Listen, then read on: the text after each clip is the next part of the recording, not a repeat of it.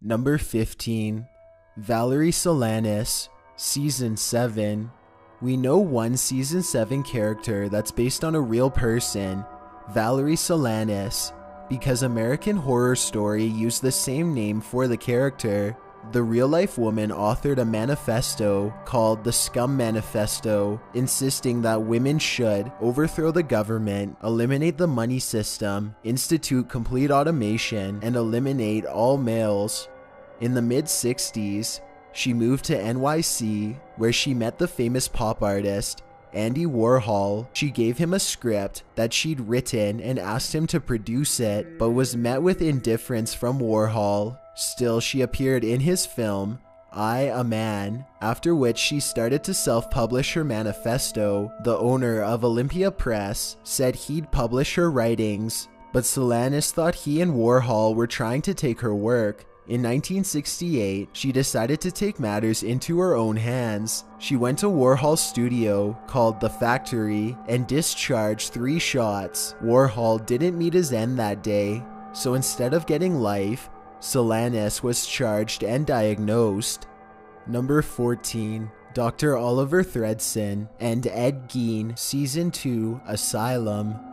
Season 2 of American Horror Story Asylum sees Dr. Oliver Thredson take a reporter, Lana Winters, being that Thredson skins his victims and uses their skins to furnish his apartment and create masks. It's not a big stretch to assume that the character is based on Ed Gein, the inspiration behind other film creepos like Leatherface or Buffalo Bill of Silence of the Lambs fame, and it's no wonder that Ed Gein inspires this show. He's one of the most fascinatingly morbid body snatchers in American lore. Gein haunted his hometown of Plainfield, Wisconsin, where he scouted graveyards and took the bodies for their skin and bones. He shaped them into trophies. His story is pretty chilling already, but Gein's actions doesn't end there. He also confessed to taking the lives of 2 women, a hardware store owner, and a tavern owner in town.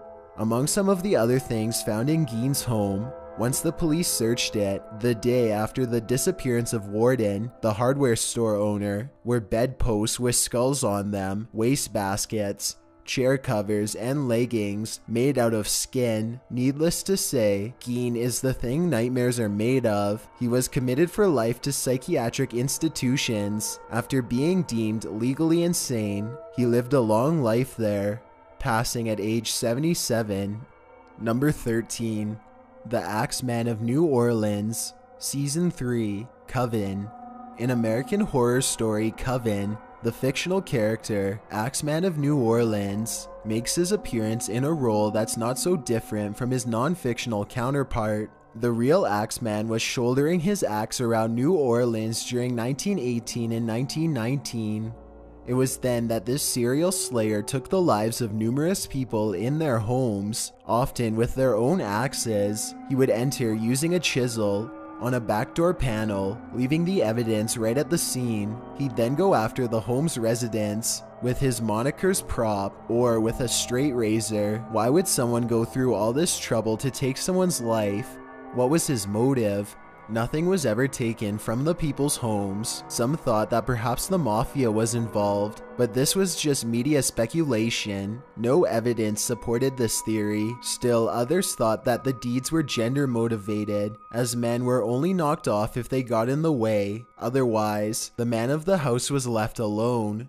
The strangest theory, however, was one suggested he ended only those who didn't appreciate jazz. It is corroborated by a letter the alleged perpetrator wrote to the Times-Picayune in March 1919, addressed to the esteemed mortal.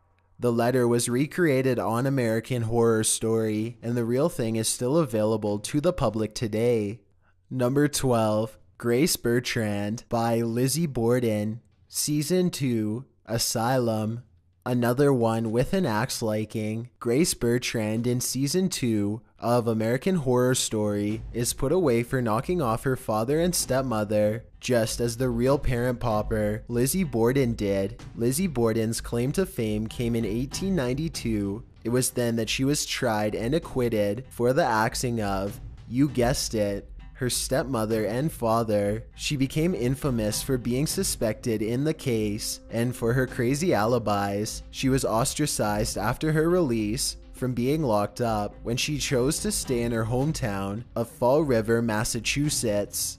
Andrew and Abby Borden met their ends on the morning of August 4th, 1892. Abby went first at sometime between 9 and 10:30, while Andrew went soon after, sometime between 10:30 and 11:10. As the story goes, Abby went to make the bed that morning and was knocked with a hatchet. She was then dealt 17 direct blows to the back of the head. Andrew went for his morning walk and returned home around 10:30 when he couldn't get his key to work and knocked on the door. The maid, Bridget, alleged that she went to unlock it. She claims to have heard Lizzie laughing upstairs where her mother's body would have been. Lizzie, on the other hand, said that she'd never been upstairs and actually took her father's boots off for him so he could take his nap, after which she went to the barn to eat pears. In both narratives, Lizzie was the one who found the body. She called for Bridget to come downstairs as she was upstairs napping. A century after this event, people are still speculating about who the culprit could have been. Was it Lizzie? We'll likely never know, because the police botched the job, never checked Lizzie for stains, and apart from Lizzie's contradictory alibis, did not find any concrete evidence that the Borden daughter was responsible. Number 11. The Countess, by Countess Elizabeth Bathory. Season 5, Hotel. Remember Season 5's award-winning portrayal of the Countess by Lady Gaga? Well, believe it or not, that vampire-like beast was based on Hungarian countess, an equally crazy woman, Countess Elizabeth Bathory. She lived from 1560 to 1614. During her more than 50 years on Earth, she reigned as a noblewoman in the Kingdom of Hungary, but not too noble, as she was also pretty unladylike. According to records, she took the lives of her fair share of young women. In fact, she's landed in the Guinness Book of World Records for being the most prolific female mass slayer of all time. The Countess and 4 others took the lives of hundreds of women from 1585 to 1609. That means the Countess was a mere 25 years old when she started. At the Countess's trial, the victim count was as much as 650, which came from a servant girl's claim that she'd seen it in the Countess's journal. There was rock-solid evidence that Elizabeth was guilty for the charges against her. 300 witnesses and survivors, and counting, told of her dark, not-so-secret secret, and, similar to her TV counterpart, she was alleged to be a vampire-like beast who believed that this would keep her youthful. But as with everything, who you know matters. She didn't face trial because of her family name. Instead, she was locked up in a castle, yes, a castle, until she passed away 5 years later. Number 10. Richard Speck, Season 1. In Season 1, a storyline involving 2 nurses in the episode echoes the demise of nurses and what became known in the real-life events involving Richard Speck. On July 13th, 1966, Richard Speck made his way into a townhouse that served as a dormitory for student nurses. There, he did unspeakable things to 8 South Chicago Community Hospital nurses. The one female who lived to tell about the events had hidden under the bed when Speck was not in the room. She was able to describe him to authorities after attempting to take his own life not long after. Speck's tattoo triggered a resident at the hospital to call the authorities. The jury sentenced Speck to the electric chair, but by a fluke of luck, that was overturned. Still, Speck ended up passing behind bars at the age of 49. Not exactly a great loss. Number 9. Miranda and Bridget Jane, by Gwen Graham and Kathy Wood. Season 6. More nurses, only this time, they were the ones doing the dirty work. The dynamic duo, Miranda and Bridget Jane, in Season 6 of American Horror Story, are loosely based on Gwen Graham and Kathy Wood, 2 nurses who knocked off 5 female residents at a Michigan nursing home, where they served as caregivers, a loose definition of the term, if I've ever heard one. How in the world did two women who had the same desire to commit such a series of deeds meet? Wood and Graham became fast friends after Graham moved to Michigan from Texas and began working at the nursing home. Then they became lovers. Their love, however, would be their downfall. As part of what would later be described as a love bond, the two sent 5 of the women that were supposed to be in their care to an early passing. Wood, who later testified against Graham in exchange for a lighter sentence, claimed that her lovers smothered these people in their beds as a way to relieve her tension. Graham was described by Wood as being the dominant partner in their coupling. Wood claimed that Graham took souvenirs from the people, but none of these alleged souvenirs were ever found. Sadly, the lovers broke up, but not so sadly, the law caught up with them in the end. Graham was sentenced to life, while Wood is eligible for release in 2021.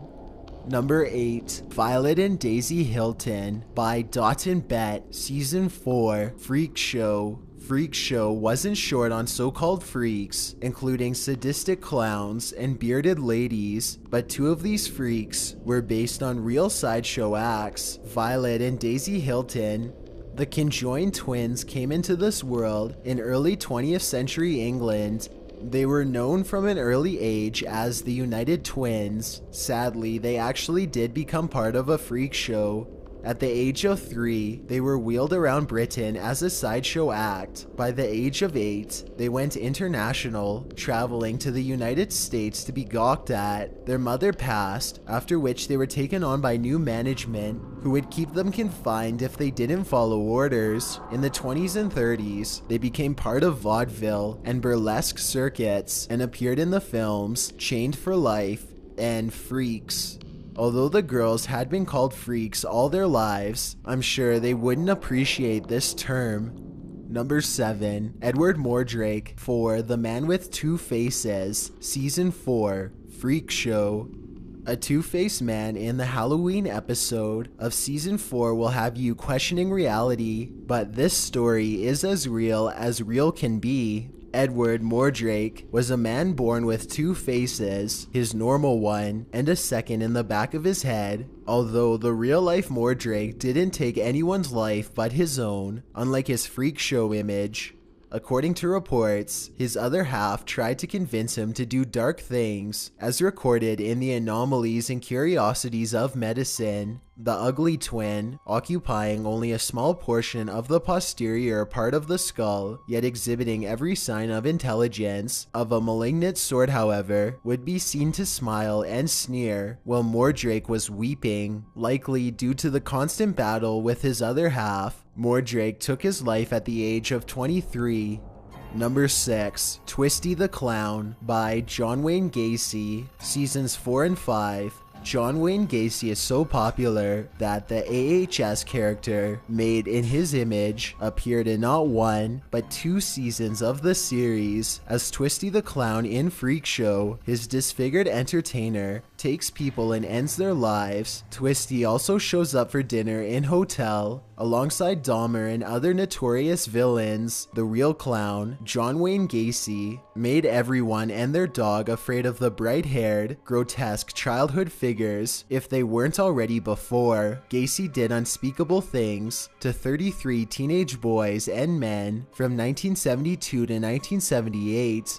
This number is the minimum. It may be higher. Gacy would convince these people to come to his Norwood Park ranch house, either by deception or force. Most of them were hidden in his home's crawl space, while others were thrown into the river or hidden somewhere on his grounds. He became known by his moniker because he dressed as Pogo the Clown for children's parties and parades for charity.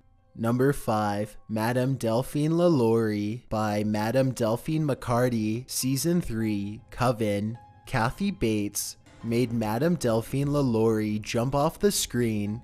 Marie Delphine McCarty, also called Madame Blanc and Madame LaLaurie, was a socialite and New Orleans Creole until, that is, it came out that she was keeping people in her attic to meet their end. The greatest surprise came after a fire in her home that brought rescuers to the discovery of 7 people in her attic.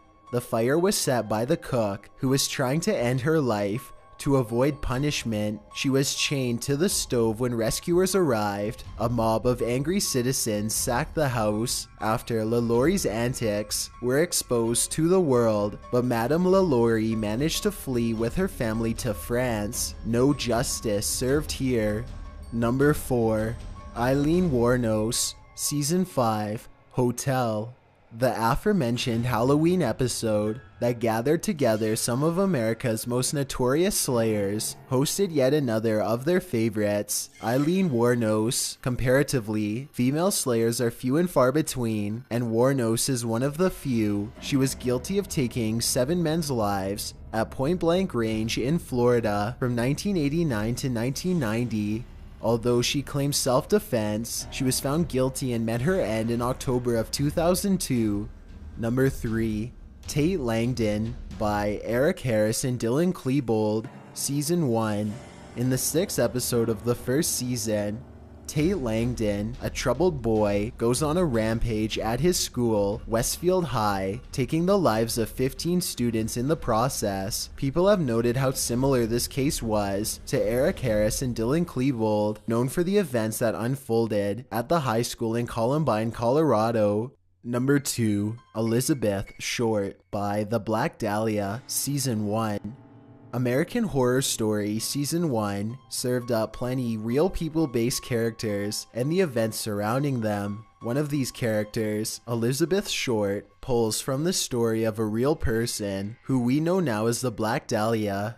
The Black Dahlia was a would-be American actress who was prowling the streets of Los Angeles in the 40s, trying to become famous, but her road to fame met an abrupt end in 1947. The scene was grisly. She had been chopped in half and drained. Her face as well had been given a Glasgow smile. She had also been posed, her legs spread and her elbows bent, her hands over her head. A cement bag sat not far away with the watered down red liquid of the dahlia inside. During that area, the people involved in events like this were often given nicknames by the media. For Elizabeth Short, they went with the Black Dahlia, probably a play on the Blue Dahlia, a film noir mystery that had been released the previous year. Short was found in Leimert Park, and though the list of potential suspects is long, the case remains unsolved. Before we get to number 1, my name is Chills and I hope you're enjoying the video so far. If you've ever been curious as to what I look like in real life, then follow me on Instagram at DylanIsChillinYT with underscores instead of spaces. I also have a Twitter at YT_chills where I post video updates. I'd really appreciate it if you followed me, and feel free to send me a DM if you have any questions or suggestions. Also, I recently created a subreddit where you can submit videos and stories for future lists. It's r/chillsnarrator, and the link is in the description below. It's a proven fact that generosity makes you a happier person, so if you're generous enough to hit that subscribe button and the bell beside it, then thank you. This way you'll be notified of the new videos we upload every Tuesday and Saturday. If English isn't the only language you speak and you're interested in getting a shout out, click more, then add translations. By translating the video, not only will more people be able to watch it, but a link to your channel will be added in the description. Number 1. Jeffrey Dahmer, Season 5, Hotel. In Season 5, several notorious slayers share dinner, one of these being Jeffrey Dahmer. Dahmer went after 17 boys and men between 1978 to 1991. He took their lives. In his later years, even those acts weren't enough for him. When his palate wasn't satisfied, he then took things to much darker levels. Dahmer was just 18 when he first took the life of a stranger. He just graduated high school when he picked up a hitchhiker named Hicks and brought him home to share a drink. When Hicks wanted to leave, Dahmer went after his new friend with a 10-pound dumbbell. His deviant behavior continued into the US Army after he'd been enlisted and trained as a medical specialist. He then lived with his grandmother, which is when he began actively seeking out people. In his own words, he had trained himself to view people as objects of pleasure instead of as people. He took the lives of many in his grandmother's home, and when he moved to his own place in 1990. When he was finally caught, Dahmer was convicted to 16 terms of life for the 16 lives he had taken. Definitely one of the most stomach-churning cases on this list. Thanks for checking out this video. Be sure to subscribe because we upload new countdowns every Tuesday and Saturday. Or if you're still not convinced, here are some of our other videos that I think you'd like. Enjoy!